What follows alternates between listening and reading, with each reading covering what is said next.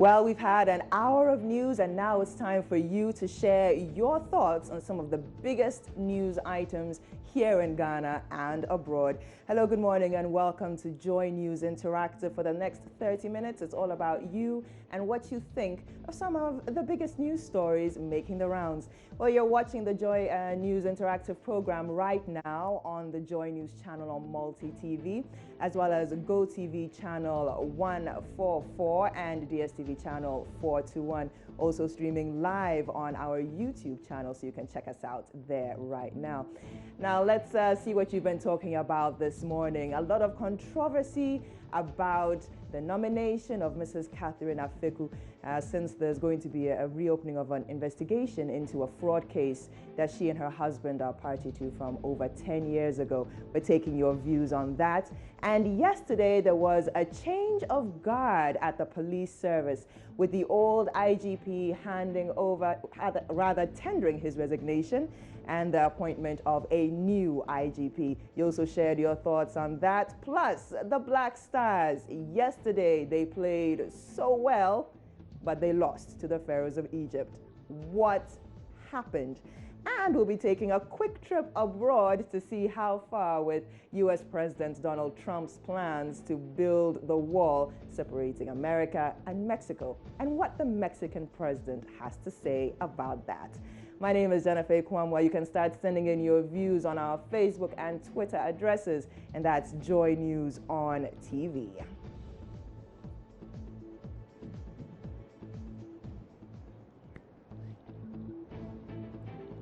Now, yesterday, IGP John Kudalo tendered in his resignation to President Akufo-Addo, and within a couple of hours, a new Inspector General of Police was appointed, and his name is David Asante-Apeatu. Now, Joy News was finding out from you what your expectations of the new IGP were, and that was what Maxwell Agbagba went to do for us earlier this morning. Take a look.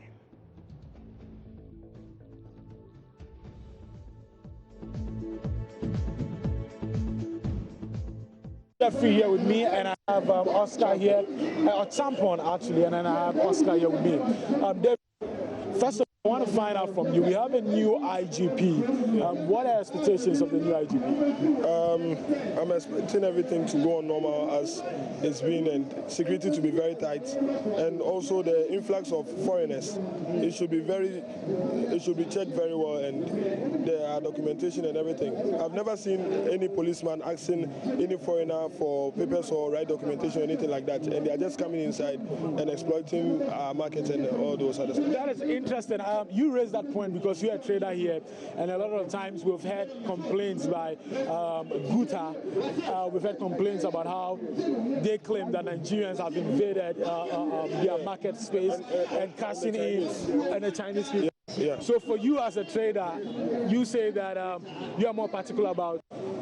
Yeah, I'm particular about the influx of foreigners in our business. It's very bad. They are overtaking everything. Wow, interesting perspective. Now let me come to you, Achampon. Achampon, what are your expectations? New IGP, new acting IGP, I must say, as to whether he'll be retained or a new person would come and get to know in the days ahead. But what are your expectations? Yeah, my expectation is we can't expect more from him, but I know he knows the work. But what he's supposed to do, we have to get more men. We have to recruit more men to the service so that we touch every corner of the country. We don't want any tourism to worry the country. And even he has to tighten the streets of the nation, including the presidency. And secondly, the police administration, they have to be fair and honest to their work. There shouldn't be politics in their work. Whether you favor the government, you have to be neutral on the work so that the Ghanaians will praise you after retiring from the service. Wow. This is what we are expecting from him. Interesting points you've raised at Champon. Well, I mean, talking about a growing rate of terrorism in the African continent and in the West African sub-region itself.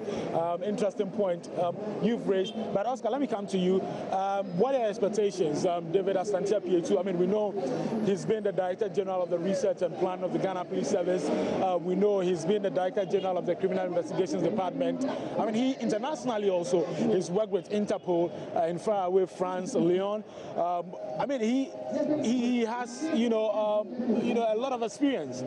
What are your expectations of him? The expectation of me is that he must be attention and do his work very well and employ more police to protect Ghanaians. And one thing, those criminals and armed robberies and others which are going on in the country shall be solved immediately. And another thing too, those Langa too, he must make sure he will put eyes on them to stop worrying those people who are bound in some places, disturbing them. That is my point. So those were some of you interacting with Maxwell earlier today, but you've also shared some of your views on Facebook as well. Let's just take a quick read. Oxwell George saying, everybody is stressing on fighting corruption in the police service. Have you forgotten the immense corruption at SEPS, Ghana Health Service, DVLA, Judicial Service, Ports and Harbors, Ghana Airways? My problem is he should help fight the corruption in Ghana as a whole. Ibrahim, absolute excellence with professionalism to the highest esteem. Ghana first should be his guiding principle at all time, and we expect the police institution this time around to be proactive rather than reactive in their fight against corruption and bribery, etc., by setting the example among themselves. First, hashtag good day. Seydu says, well, he doesn't even have the physical structure of an Inspector General of Police, and you're laughing out loud. But you do expect him to curtail the corrupt practices of the police force. And that is the headache every Ghanaian talks about when you mention the police.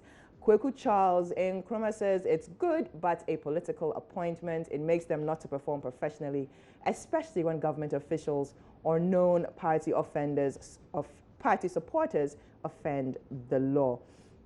Mohammed Hadi Idrisu, nothing good will come from this new IGP. Well, that's your opinion. Mahmoud Habib Jawla says he must curb bribery and corruption within the Ghana National Police Service, which seems to be growing at Usain Bolt's rates. Well, it looks like the issue of corruption is coming up very strongly from a lot of the comments on Facebook. Let's see what Jonah also has to say. You expect the new IGP to tackle the menace of highway robbery in the country, and it's becoming too rampant. He said, I read his profile and he has a track record in investigations. Evans says, work to uplift the image of the service from the generally corrupt state to a trusted one by Ghanaians. Today, should I find myself in a situation I should report to the police, I'll either let it go or handle it in my own way, because the police extort money from anybody that comes to them. For the police and drivers, the least said about them, the better. And Evans, that's your opinion as well. Gabby Pat, your expectation, he should come and unravel the murders of the overlord of Dagbon, the serial killing of 34 Ghanaian women, the disappearance of 77 parcels of cocaine from the MV Benjamin, and many other issues. Senam, okay, you also mentioned the recent killing of Honorable J.B. Dankwa, and he should unravel all these to make Ghana safe and sound. Sana Mohammed is asking, isn't it high time we try to stop the idea of changing IGPs when a new president is elected, because the police people are not political and such must be respected? Well, in this case, the former IGP tendered his resignation, so he wasn't changed per se. Yakubu Muftau, we want total justice, and he should investigate immediately those who killed J.B. Dankwa and Baumir's personal aide. Christopher Mensah says to be bold and arrest corrupt Ghanaians to aid prosecution. So the issue of corruption coming up so strongly in so many of your comments on Facebook. What are your expectations of the new IGP? And you've been letting us know all those on our Facebook page. That's at Joy News on TV. But you know, it's been a couple of hours, or rather a little over 24 hours since he resigned. And you're also sharing with us your fondest memories of the former Inspector General of Police, John Kudalo. Now, during his last official press briefing yesterday, he did mention that he was satisfied with the legacy that he had left behind at the police service, saying that he had left morale at the service at quite a high rate. But, you also shared your opinions on the legacy of the old IGP, former IGP, John Kudalo. Juno writing, I remember this guy for the pain he inflicted on the Let My Vote Count demonstrators as director of operations, to the extent of someone losing his eye. That was so unprofessional. For me, he should be ashamed for almost all his actions and inactions as the IGP were politically motivated. God knows a lot, but I won't mention them all. I will talk about only two. The police wear uniforms that they attached the past IGP's name to. Example, they have the black uniform they called Nafuri, they called their camouflage Achampong, they called the light blue Terrier, and the blue-black one Al Hassan. Do they have anything to attach the name of the outgoing IGP's name to? That's your first question. Secondly, you remember him for supervising one of the most peaceful elections in Ghana. Florence says, I will remember him for what he did to Let My Vote Count Alliance, and it's good that he has gone. Time changes, Pam. Samuel Ajiman says, you remember him when he decided to ban social media during the December 2016 elections. Yes, personally on my part, that was also the first thing I thought of when I thought of the former IGP John Kudalo. Prince Ben, I don't think he has left any good legacy. He should just keep mute. Your opinion. Salifu Saka Mahamudu, he will be remembered for presiding over a peaceful election 2016. Well done, Mr. IGP. So on the legacy of the former IGP John Kudalo, those are your views. It's a mixed bag between him presiding over a successful and peaceful election 2016 and also memories of what happened with the Let My Vote Count Alliance. Susanna Yabua says, you remember him for the 2015 recruitment scam. Sandra Sintim, I remember him for his good work to Mother Ghana. Bismarck Bisi says, I'll also remember him for presiding over a peaceful election. Kudos, former IGP. Nana Premper says, we love him so much. Linda, you remember him for anything. Godfred Amonfo says, I'll only remember him for the acts that he did during his tenure as IGP. Well, you can keep on sending in your views on our Facebook page. That's Joy News on TV. We're going to take a quick break, but when we come back, the Black Stars and their performance, and Mrs. Afeku and the investigations into her past. Will this derail her nominations? Well, you sent us your views on that. Let us know after the break.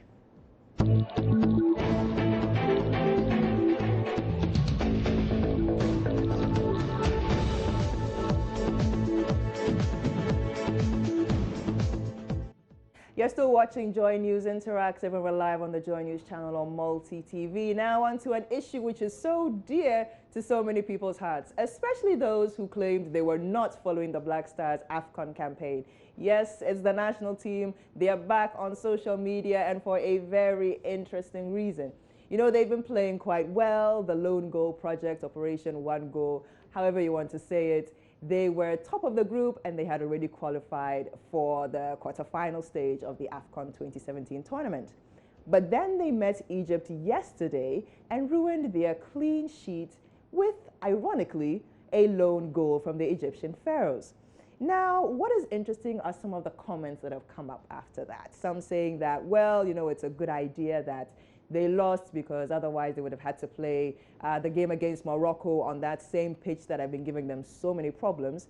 And others also saying that, well, it's not quite a good idea for them to have lost against Egypt because now they have to face the might of the Democratic Republic of Congo, who are a team that cannot be underestimated. We had to ask you what you thought of the Black Stars. Did they lose the match on purpose? Was it a strategic defeat? Or are we just spinning conspiracy theories? And here's what some of the things you shared on Facebook. Godfred said, well, they did their best, but it couldn't fetch them any point. I like their efforts, though. All things turn up for good. I hope and pray that they will succeed in this tournament to glorify themselves and the nation. We shouldn't forget that they are out there in the name of Mother Ghana. Well done, Black Stars. Go Black Stars. Jeffrey says some players of the Black Stars played as if they had not possessed a football before. If they fear injury, then there are potentials among us here in Ghana. Why not? Why doesn't the GFA give the, quote, veranda boys a chance? Albert.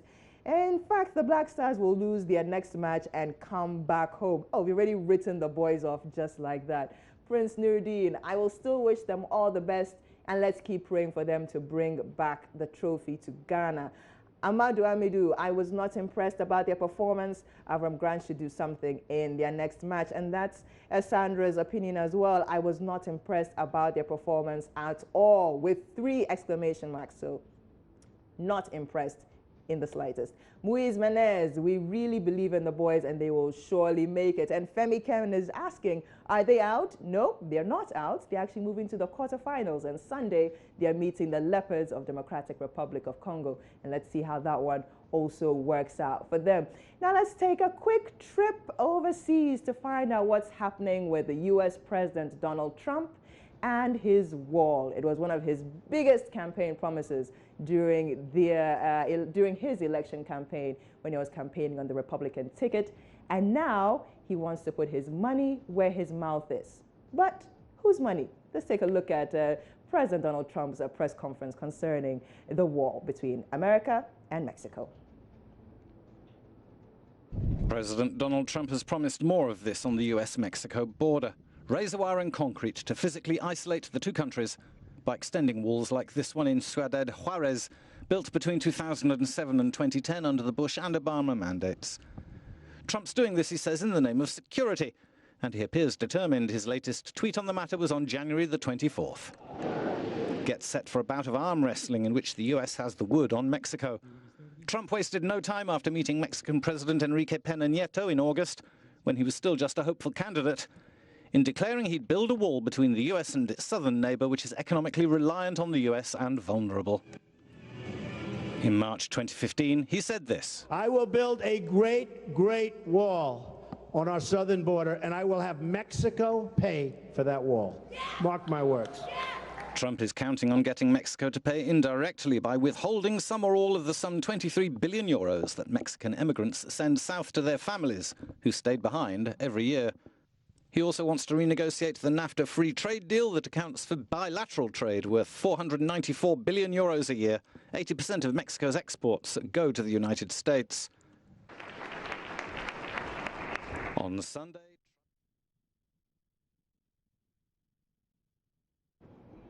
Okay, so that's U.S. President Donald Trump's position on the wall. And he did say that the Mexican government was going to pay for it. The Mexican president, Mr. Nieto, has said, no, there is no way they are going to pay for it. And it's not even a financial issue, but on the matter of principle between America and Mexico. Well, we've got quite a bit to talk about, but first, we've got a video for you that I'm sure you would enjoy. Okay, so before we go to that video, let's look at exactly what the Mexican president had to say about this great wall that the U.S. president is talking about. Donald Trump's main policy proposal, the one he began his campaign with, is that he intends to build a wall between the United States and Mexico along the border, and he intends to get Mexico to pay for it. There is a way to have Mexico pay a wall, but any decisions inside the United States is a decision of its government. But under no circumstances would Mexico pay for that wall? There is no way that Mexico can pay a wall like that. But any decision can be taken for the government in the United States. Let me switch this to Spanish, because I think I'll be more precisely on what I want to say. Lo importante es darle contexto a la relación. What matters here is to place this relationship into context. We have to make it very clear that development and prosperity in the United States is built necessarily through the prosperity of its neighboring countries. We also have to bear in mind that the security of the United States is linked with...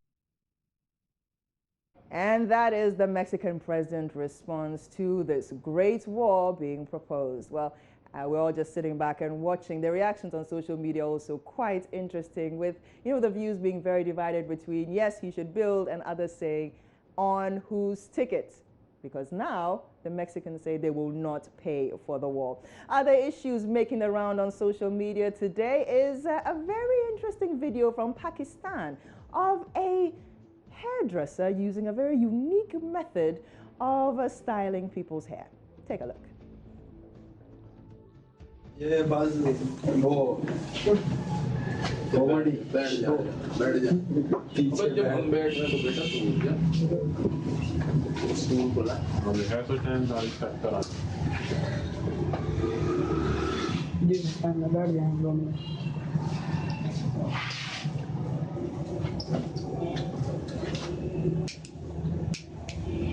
sir भी जा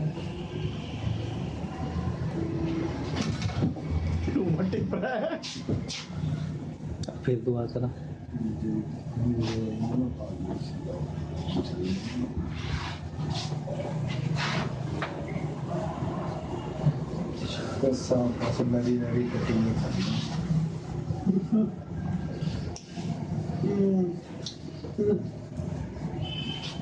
कभी ये cutting होती है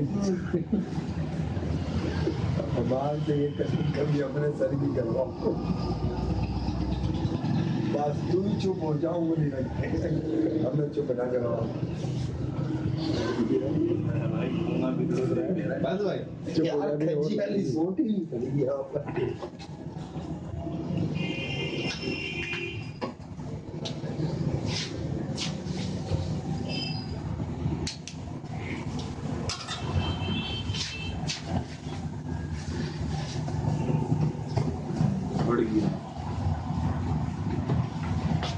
जी अपने बाल भी सही तू भी ऐसे करवा ले मैं तो इससे कह रहा हूँ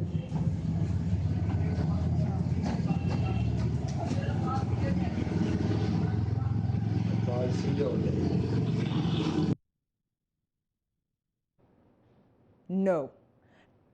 I cannot sit there and let somebody light my hair on fire just because they want to style it. I mean, that's extreme. His hair looks great though, but I could never do it. Thank you so much for your time this morning on Joy News Interactive. My name is Jennifer Kwamwa. It has been great fun, but do stay on the Joy News channel for more great programs. I'm leaving you with a special treat, the video of the day. Enjoy. Event, we're gonna, take it back again, so that he will get income of us. I love how you speak English. What's your level of education? Is that your level of education? Yeah. But where did you learn how to speak English from? I learned it anyhow.